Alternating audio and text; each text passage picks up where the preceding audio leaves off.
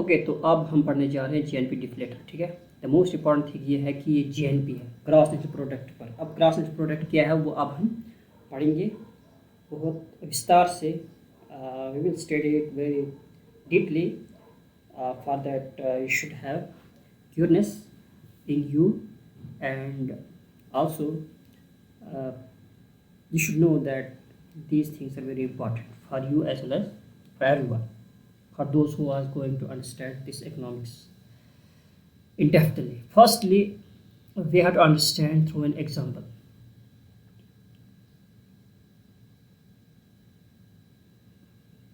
सबसे पहले हमने जो है अभी हमने पीछे पढ़ा था कांस्टेंट प्राइस और ये कुछ, लेकिन यहाँ पर जो इम्पोर्टेंट बात है जीएनपी डेफिनेशन में, यहाँ पर हमने वहाँ पर किसका ये चीज़ देखा था, वो हमने देखी थी कि जो इन्फ्लेशन लेना है या नहीं लेना है, ये इम्पोर्टेंट है वहाँ। ठीक है, लेकिन यहाँ पर जीएनपी डेफिनेटर में ये ऐसा कुछ नहीं है। यहाँ पर हम देखते हैं average price, average price of goods, of goods and service.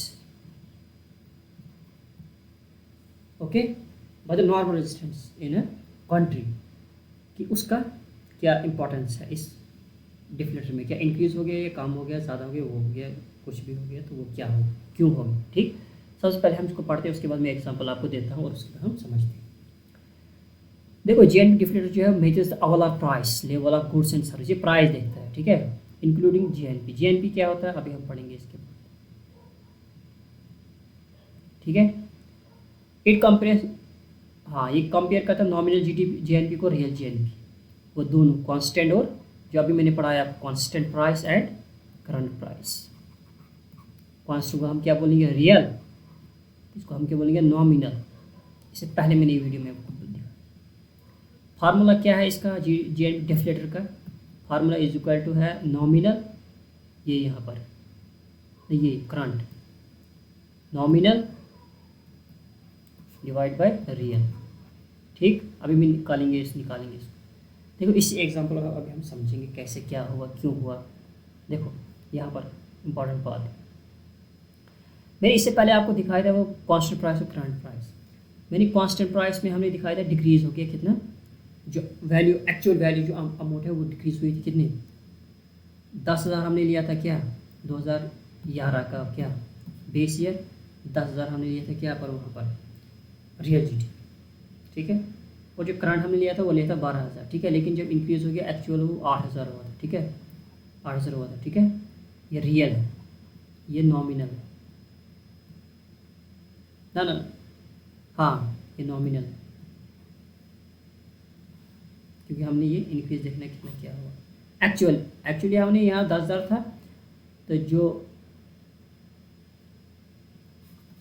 Sorry actually मैं ऐसे लिया था 10,000 में लिया था वहाँ पर 2011 की, उसको हमने लिखा था वो क्या है, वो है रियल, लिखा था ना।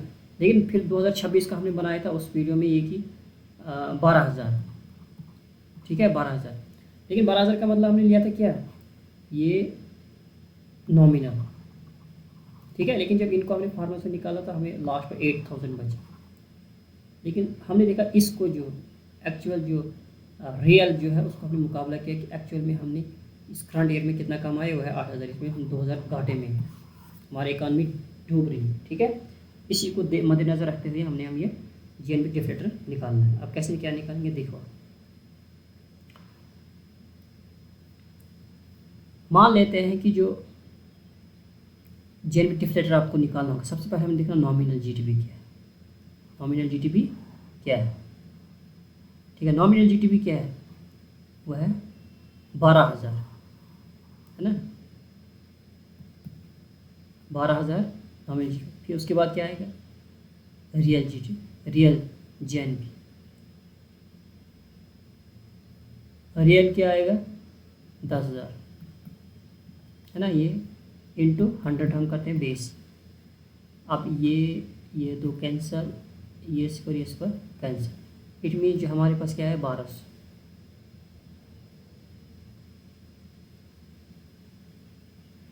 सॉरी ये 10,000 है, ये इस पर और इस पर कैंसिल, इन सब में 120 आता है। 120 इट मीन्स कि जो प्राइस का जो फ्लक्चुएशन जो इम्पैक्ट था वो था 20%, है ना। 100 था ना बेस ईयर, 20 से इंक्रीज हुई इनकी, ये था प्राइस का फ्लक्चुएशन। इसको हम बोलते हैं जेएनपी डेफ्लेटर। हमें पता चलता है कि कितना जेएनपी इंक्रीज़ हुआ है, डिक्रीज़ हुआ है। इंक्रीज़ कितना यहाँ पर होगा 20%। तो ये बहुत इंपॉर्टेंट है। ये था इसका कॉन्सेप्ट। मुझे उम्मीद है कि आपको समझ आया होगा। ये आपने देखना ये एग्ज़ाम, ठीक है। इसमें पहले थोड़ा ये हो गया था ये, क्योंकि वो उस वीडियो से आपको समझ आएगा ये क्या है, ठीक। इसके बाद नया कॉन्सेप्ट है